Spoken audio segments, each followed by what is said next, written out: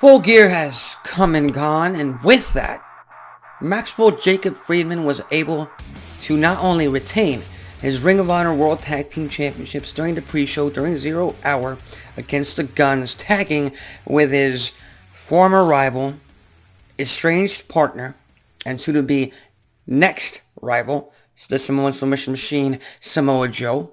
But not only that, after that beatdown suffered at the hands of the Guns prior to the Full Gear pay-per-view that had AEW playing this entire bait and switch storyline throughout 3-4 hours of the actual pay-per-view itself, MJF was able to make it back into the arena, back into the forum, face off against the Switchblade Jay White, and defeat, against all odds, the leader of the Bullet Club Gold to retain his Triple B, his AEW World Heavyweight Championship. And you know what? AEW did something that hasn't been done, at least from their company, on my personal experience. They sent me through a roller coaster of emotions, because at the end of the day, when they announced that Adam Cole was going to be defending MJF's world title in his honor in the main event against Jay White, I got pissed.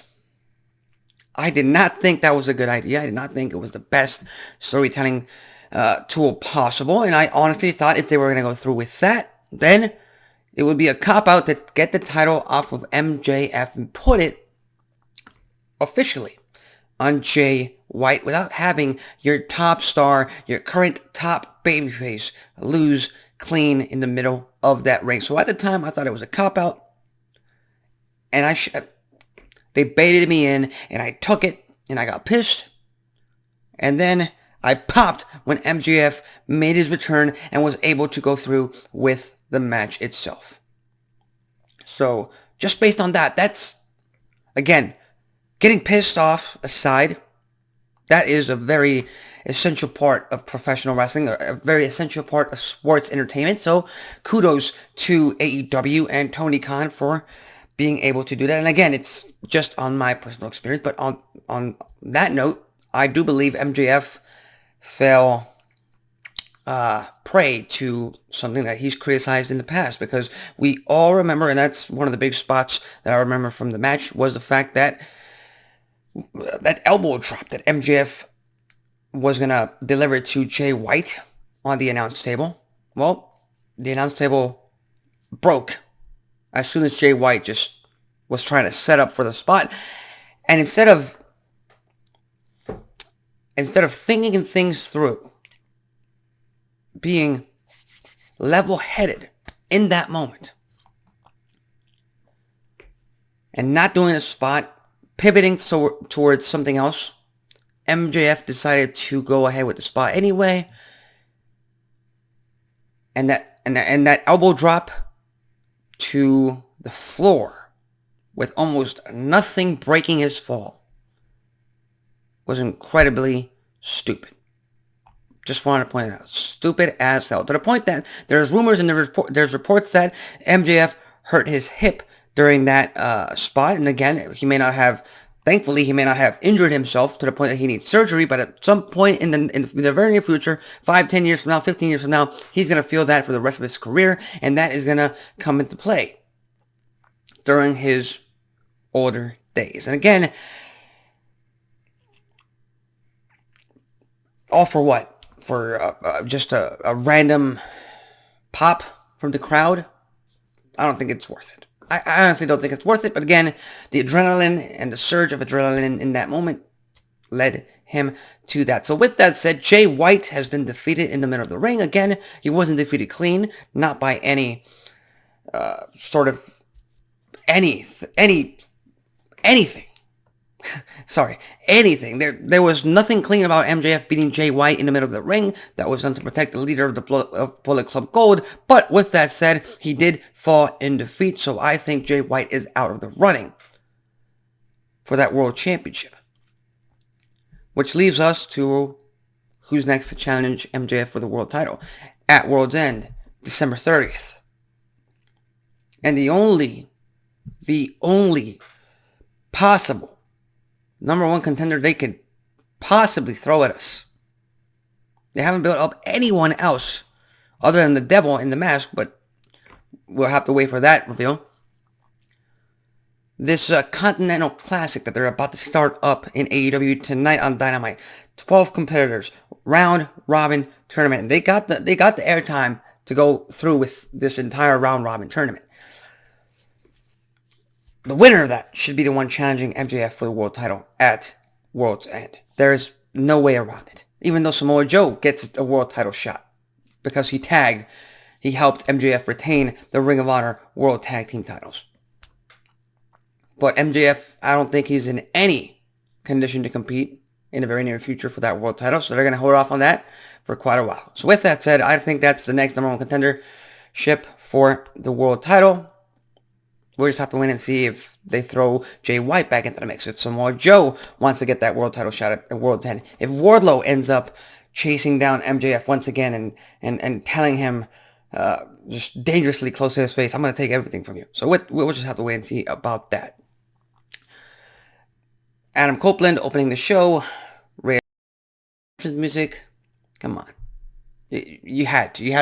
That was the only way to hype up the crowd, especially after that brutal beatdown on the world champion MJF on the pre-show on 0 Hour. And that dream team of legends, Sting, Darby Allin, Edge, who's now Adam Copeland, but defeating a team of Christian Cage, Luchasaurus, and Nick Wayne, were basically TNT champion, mid-carder,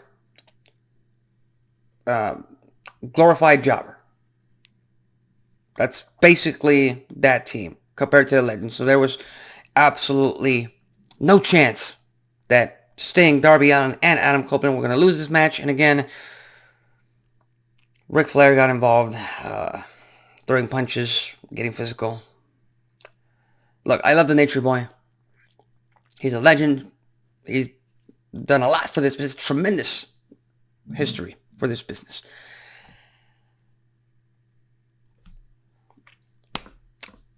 I just don't want to see him on TV. I just don't want him to get physical on TV. I don't give a damn if he's a legend. I don't give a damn if he's a 16-time world champion in WWE. I don't give a damn if he's a 21-time world champion in AEW. I don't care. There's a reason why we have all these young up-and-comers on your roster. Put them over. Leave Ric Flair in the back burner. Bring him out for special occasions. That's it. Enough of that rant. Enough. Orange Cassidy retained his International Championship against Jon Moxley in a very shocking turn of events for me because, again, we've seen, at least from my point of view, we've seen all we can see from Orange Cassidy as International Champion in AEW. And I get it. There's pros and cons to keeping that title on Cassidy. Where do you take Cassidy from here if he's not the champion? Moxley, you could throw him back into the main event. I know that. For a fact, but I wanted Moxley to be the international champion, to keep him away from MJF, to keep him away from the world title contention, and to really elevate that international championship. And now we're going to go back to every single week, Orange Cassidy defending his title, fighting against all odds. And the only way I see that working is if he drops the championship to the man that was made at Full Gear, at the Forum, Los Angeles, California. Swerve Strickland, who beat the living crap out of Hangman Adam Page in that Texas death match, who in his own right also beat the living crap out of Swerve Strickland himself. That match was back and forth. Match of the night, in my opinion. Swerve Strickland, Hangman Adam Page, one of the very few times, one of the very rare times that all this gore, all the violence, everything that these two men just gave to each other for this match was worth every single second. Everything mattered. Everything came into play. Like I said, this match, ups and downs, roller coaster of emotions. I didn't know who was going to win at some point, and that's exactly what you want out of a match between these two men. And honestly, if I take it that far, If Hangman Adam Page had beaten Swerve Strickland at Full Gear, it would not have hurt Swerve at all. At all. Not with that performance. So now, Swerve Strickland needs to get some gold around his waist. He won't do it anytime soon. I'm sure of that because he just beat Hangman Adam Page in the Texas Death Match. And I do believe this feud will continue until World's End. Hopefully, although it might work against him, I wouldn't mind an I Quit match between these two. I wouldn't. We'll just have to wait and see. But as far as I'm concerned, that was match of the night. Swerve, Hangman Adam Page. What more do you want? They overshadowed everything else on that night. Everything else on that that pay-per-view. Sorry. I did not mean to curse there, but, it came out. It came out. Timeless Toni Storm. Brand new Women's World Champion. 3-time Toni. Beats Hikaru Shida. Becomes a brand new Women's World Champion. And that character, and again, look, I'm a sports entertainment fan over a pro wrestling fan. I love me some pro wrestling. I love it when wrestlers go at it in the middle of the ring. I do enjoy technical wrestling. 30-minute, 40-minute, 50-minute matches. But for the most part, I want characters. I want storytelling. I want storylines, twists and turns. This character, the promos, the mic work, everything about that. That's what drew me into professional wrestling. Once I really got into professional wrestling, then I really enjoyed the in-ring aspect of it. So what Toni Storm is able to be doing with this character, Timeless Toni, and especially during that media scrum where Tony Khan had to read that letter, that fits so well into her character to the point that I just want to keep seeing Toni Storm just talk on the mic, just act in front of the camera. I don't even want her to wrestle at this point. I'm just so enthralled with her Timeless Toni character. And again, that's what you need as the top of the food chain as far as the women's world title is concerned, as far as the women's division is concerned. So, props to that. On the other side of the women's division, Julia Hart became the brand new TBS champion. She beat Chris Statlander and Sky Blue in a triple threat match, and basically the top women in the mid-card division of the women's division. To be honest, this just builds up Julia Hart to the point that she now becomes somewhat of a threat, singles division-wise, to any of the other ladies. But it does nothing storytelling-wise to get them to the next level, to get them on par with Toni Storm, with Saraya, with Dr. Britt Baker, DMD. I'm still making the argument Britt Baker has to be in the main events of the women's world title contention. She is that damn good. She is a star. I don't give a damn if AEW fans turn on her. I don't give a damn if they want variety. I don't give a damn if you want someone else at the top. The only way you build people up to the point that they become household names or damn near close to household names is if you keep giving them accomplishments, accolades, put them in the top spots in a very consistent basis. That is the only way you build them up to that point. You want variety? Go to the damn store. That's not how you build stars by variety. You build them by giving them countless accolades. There's a reason why everyone remembers the Patriots dynasty in the NFL. But can you name some of the singles champions who won it just one time and then disappeared from the face of the earth during the NFL? You can't. At least I can't. But I can talk about the 14-time world champion Randy Orton, 16-time world champion John Cena. I can. Are we talking about, and I'm not knocking them, but Mark Henry won the world title once. I can recall he won it, Night of Champions 2011?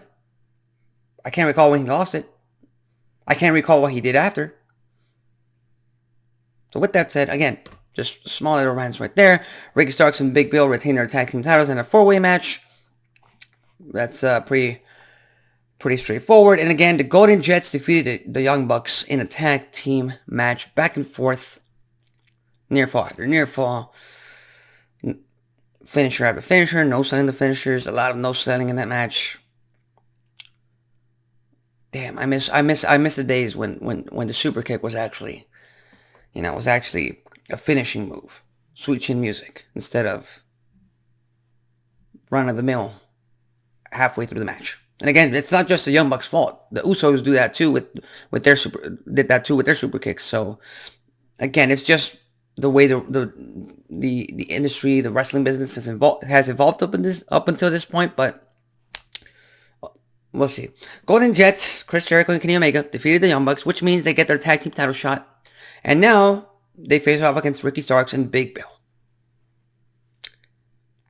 With all the tag teams in AEW, who are actually tag teams, you got 2 makeshift tag teams in the World Tag Team title contention. Just perfect. Just perfect. And again, all in all, wrestling-wise, it was a great show. Wrestling-wise, AEW never disappoints because they have the talent to deliver wrestling-wise. Character-wise, they're trying out with MJF, the Devil in the Mask, Timeless Tony Storm. You got... No, that's it. That's it. Character work, storytelling work, everything else is just run-of-the-mill, vanilla, pro wrestling, which again, you can enjoy. Like, I'm not going to mind the Continental Classic. But if everything is pro wrestling, everything is vanilla, everything is the same, it's very hard to keep yourself engaged. So with that said, those are my honest thoughts on Full Gear. And again, those are just my thoughts. Most of you are not going to agree with it because most of you watching this video are hardcore wrestling fans and you mostly care about what happens inside the squared circle, which again, it's very important. But you do need some emotional investment into the characters and into the storylines because I put it this way. I'd rather watch action like Avengers Infinity War, Avengers Endgame, where the story matters, where they've built up so much story that you care about every single frame of action that happens in that film. Instead of watching action in a Transformers movie after the second one, where it's just action for action. You don't really care about the characters. You don't really care about the story. You don't really care about the stakes, but it's action for action. And it's just a bunch of explosions that don't really matter, but it's there and it's just for the moment. Pop for the moment. But again, my thoughts. So with that said, leave your thoughts, comments, and predictions in the comment section below. What do you think is going to happen next tonight on Dynamite on TBS live? And if I'm not mistaken, at this point, they should have already announced all 12 entrants into the Continental Classic. So at this point, we'll just have to wait and see who's really in contention for the next world title shot at World's End in December. So with that said, tune in later on tonight to the TBS for another episode of Wednesday Night Dynamite Live. I'm Alexis Carrillo. This has been Wrestling Talk, and I'll see you next time.